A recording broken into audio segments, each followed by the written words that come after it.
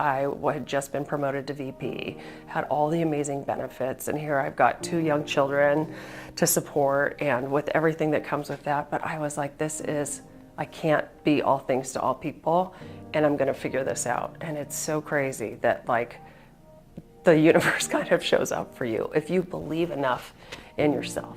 Hi, my name is Zenka Caro, and I'm founder of LightNet. And my passion and purpose is expanding what we believe is possible. Today, we're focused on Amanda Haas. She is a famous cookbook author with very humble beginnings. She started out after college, and her parents couldn't believe she took a simple retail job at Williams Sonoma.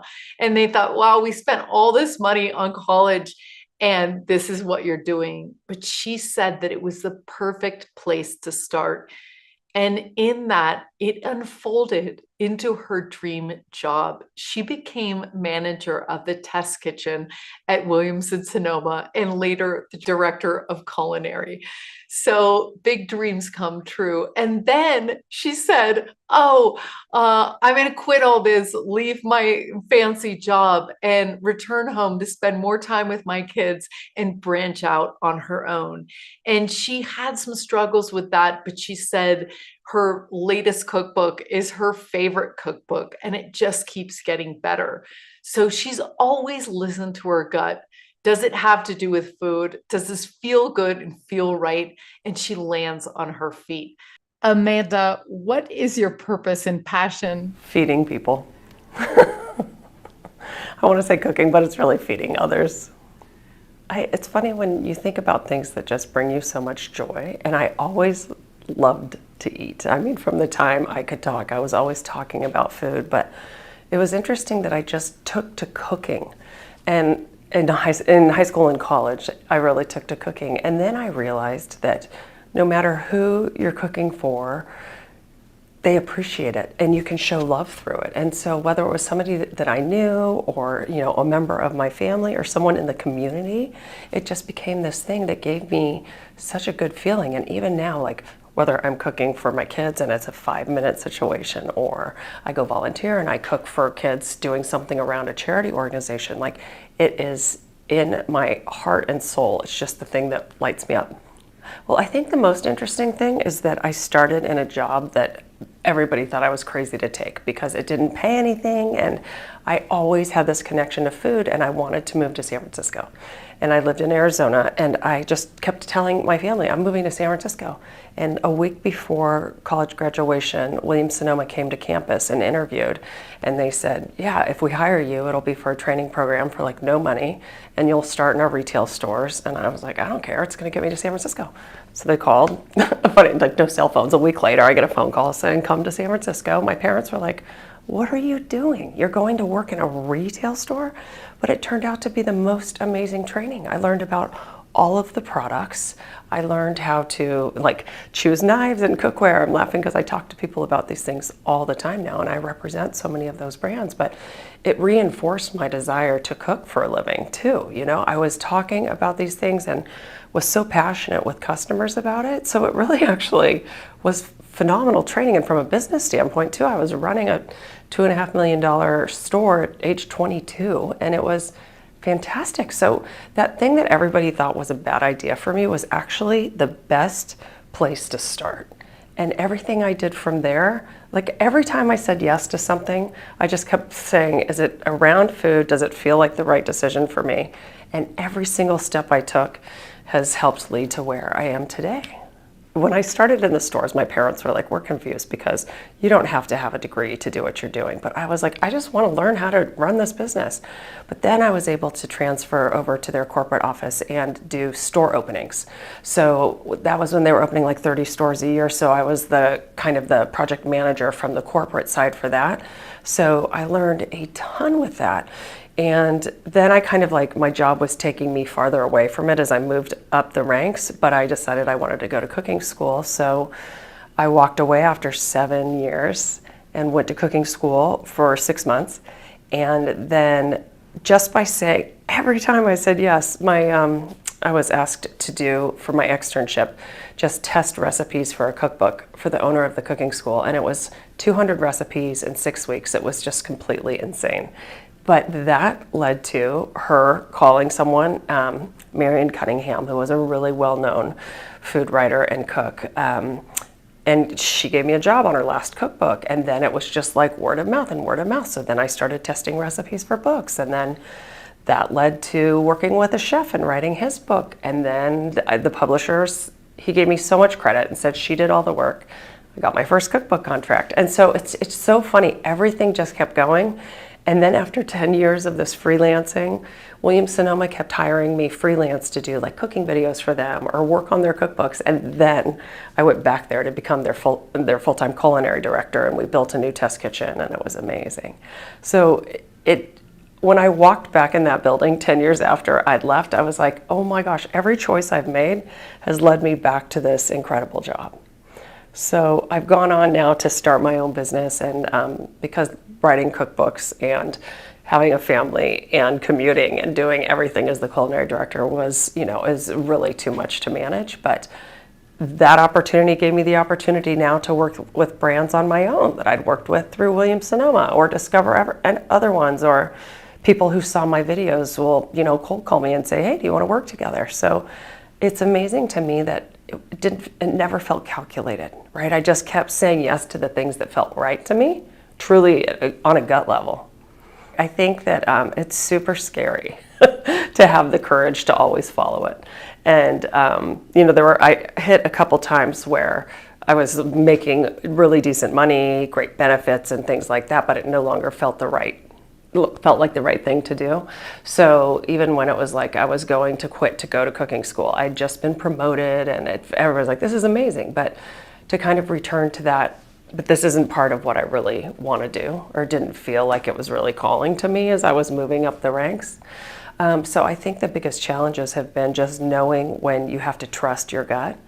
And even when I left Williams Sonoma, people thought I was crazy because I had just been promoted to VP, had all the amazing benefits, and here I've got 2 young children to support, and with everything that comes with that. But I was like, I can't be all things to all people, and I'm gonna figure this out. And it's so crazy that like the universe kind of shows up for you if you believe enough in yourself.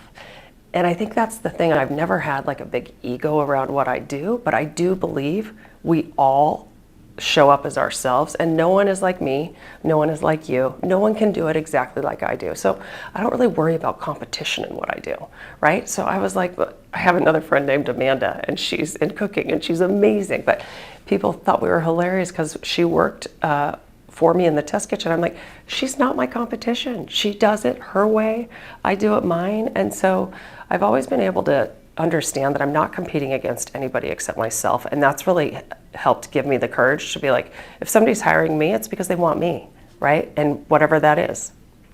A couple times when I decided to go out on my own, and you think you're on a good path financially, and then work just falls away. Like the pandemic for me was insane. It's just, I went from probably having 3 big clients that paid really great money for what I do, to just like, oh my God, we don't have a marketing budget anymore. Or, I was teaching a ton of classes for a few companies, and they're like, we can't travel, we can't bring you here. So they were able to pivot some, but I had to just get scrappy.